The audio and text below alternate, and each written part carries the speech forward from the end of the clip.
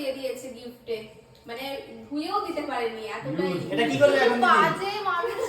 এটা কি করবে এখন? তার এমনিতে আমি বার্থডে করেছিলাম, বার্থডের সময় এগুলো 3বার পেয়েছি সেম খাওয়া না না না, খাওয়াটা এরকম ইউজ করা পাইনি, কিন্তু এরকম সেম কাঁচের গ্লাস পেয়েছি 3 এরকম বক্স।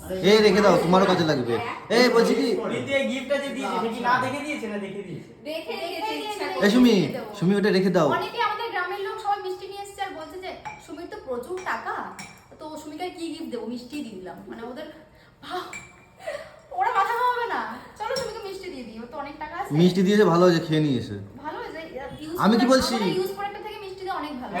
এই যে এটা বিচ্ছিরি একটা, মানে আর কাজে লাগবে না। আমার কথাটা তো শুনলে না, বলো ওই সাইডে রেখে দাও ওটা। আমিও কোথা থেকে একটা প্যাকেট নিয়ে আসবানি, আমরাও দিয়ে দেবো। তুমি এটা নিজে অন্য কাউকে দিয়ে দিও।